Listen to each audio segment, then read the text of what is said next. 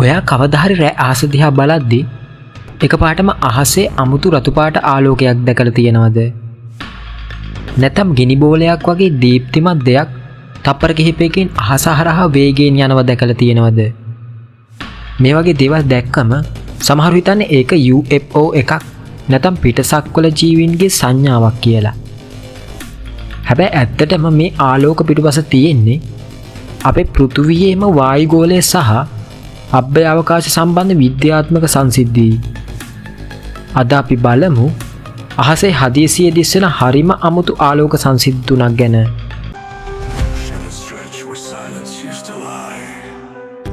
පළවෙනි එක තමයි ස්ප්‍රයිට්ස්.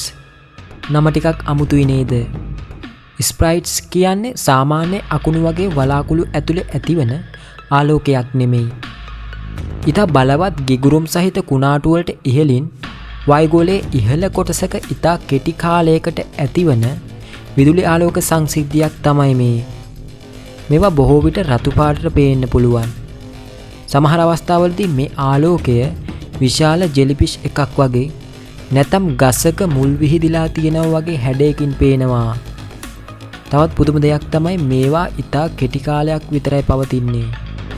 ඒ නිසා සාමාන්‍ය කෙනෙකුට මේ වගේ දෙයක් අහසේ දැක්කොත් මම දැක්කේ මොකක්ද කියලා හිතන එක පුදුමයක් නෙමෙයි. දෙවැනි එක නම් අපි අතරින් සමහරු දැකලා ඇති දෙයක්. ඒ තමයි අහසේ වේගයෙන් ගමන් කරන දීප්තිමත් ගිනි බෝලයක් වගේ ආලෝකයක්. අභ්‍යවකාශයේ තියෙන කුඩා පාෂාණ හෝ ලෝහ කැබැල්ලක් පෘථුවියේ වායුගෝලයට ඉතා වේගයෙන් ඇතුළු වෙද්දී ඒවට ඇති වායුව සමග ඇතිවන ක්‍රියාවලිය නිසා ඉතා දීප්තිමත් ආලෝකයක් ඇති වෙන්න පුළුවන්. ඒක තමයි අපිට අහසේ වේගයෙන් යන ගිනි බෝලයක් වගේ පේන්නේ. සමහර ඒවා සාමාන්‍ය තරුවකට වඩා ගොඩාක් දීප්තිමත් වෙන්න පුළුවන්. සමහර අවස්ථාවලදී ඒ ආලෝකය අහසේ විශාල කොටසක්ම ආලෝකමත් කරන තරම් දීප්තිමත් වෙන්න පුළුවන්. ඉතින් කෙනෙක් පළවෙනි වතාවට මේ වගේ දෙයක් දැක්කම අහසේ මොකක්ද ඒ කියලා බය වෙන එකත් සාමාන්‍ය දෙයක්.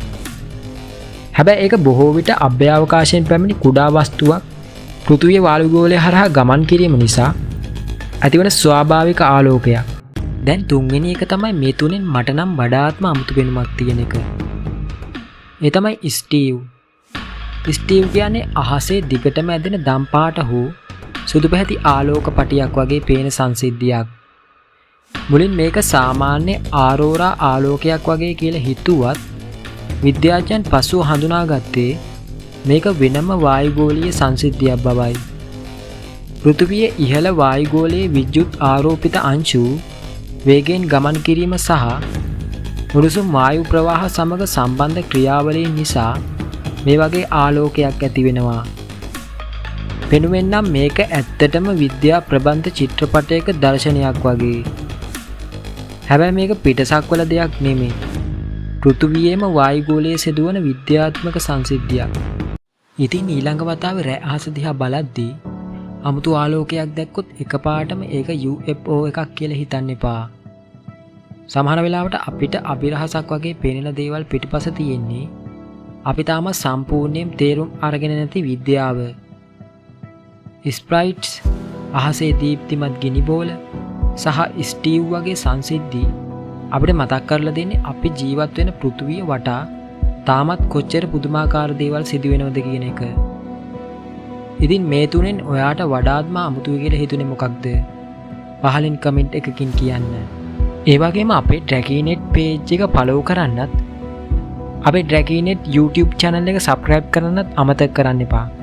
මේ වගේ ලස්සන වීඩියෝස් වලින් නැවතත් හමු වෙමු.